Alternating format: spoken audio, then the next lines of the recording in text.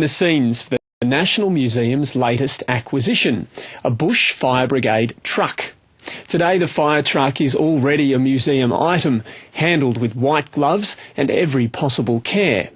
However, before the truck was handed over, Craig Allen and the State Line crew had one last chance for a bash in the bush at far-flung Windellama.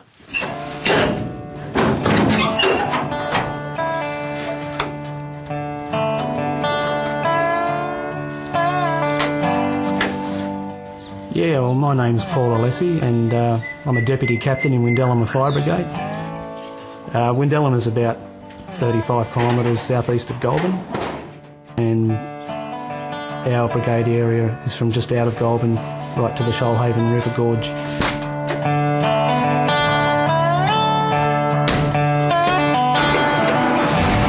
Half of Windellama, I'd say, would have not been cleared in the 1800s. It was more gold-bearing country and unsuitable for agriculture.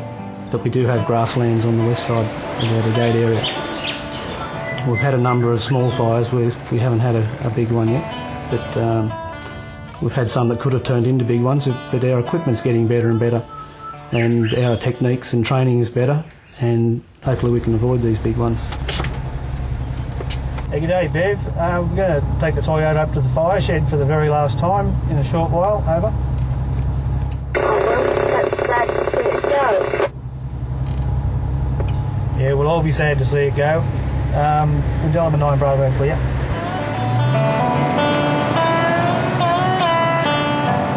Well, it's a 1978 Toyota Land Cruiser short wheelbase.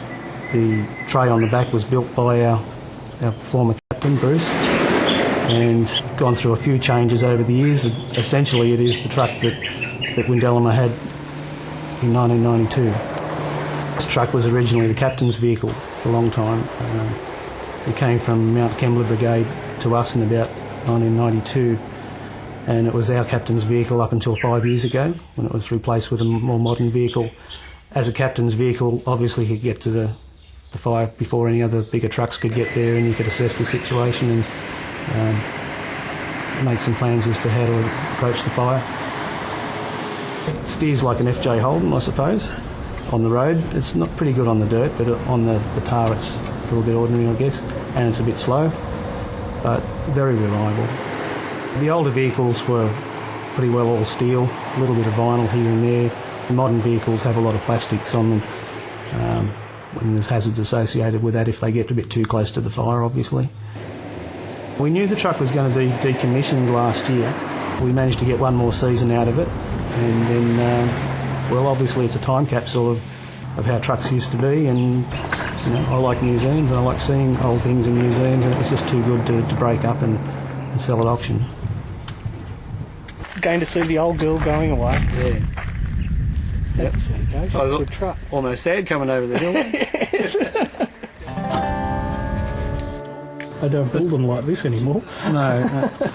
That's a great thing, is going to the National Museum, though. I mean, what a fantastic place for it to end its life instead of being pulled apart and put in a junkyard somewhere. And then getting rust in it.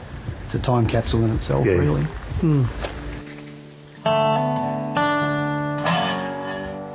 Yeah, it's still got all its everything. Yeah. The inspection form from its last mechanical inspection. Chainsaw hat. Old trusty 38. No truck's complete with the old trusty bolt cutters. Which we call chasing fires from property to property, and somebody's got big, huge chains and padlocks across their gate so we can't get in. This is what they call the big key.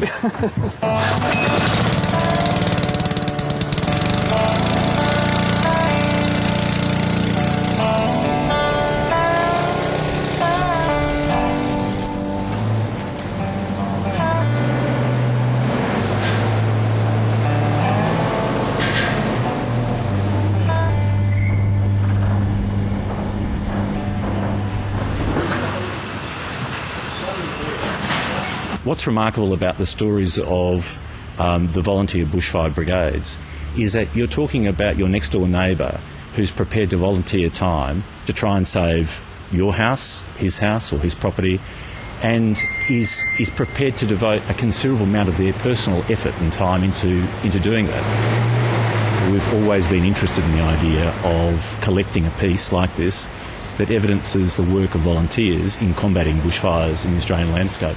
And when the opportunity came up to acquire the fire truck that's been used at Windellama for 20 years or so, we jumped at it. We thought it was a very important chance. Well, Paul, welcome. We're delighted to have you here at the museum, and we're very pleased that the fire truck's coming to the collection. I think it's going to be its rightful home. The whole intent that we have whenever we take something into the collection is to take it in the same condition in which it was used. We're not interested in tarting up vehicles like this and turning them into a kind of an aesthetic delight. What we're interested in is the gritty, hard stories of use of pieces of equipment like this. And so what we wanted was essentially for it to be retired from use one day and then to come into the collection the very next day. So what we'll do, Paul, as a matter of course, now that the truck's come into the collection, is that we'll make sure that it's well conserved, and then eventually it'll go into one of these car combs. And these work by through positive pressurisation. They're actually, the air in there is positively pressurised, and it just means it expels anything from the cocoon. So there's no chance of dust actually gathering on these vehicles. And so it may surprise you, but the F45 will go into exactly one of these sorts of cocoons that allow us to make sure that it's well maintained and preserved for the future. Yeah, I told our boys that 50 years' time you'll be able to go down to the museum and have a look at the truck exactly the way it was when you last saw it.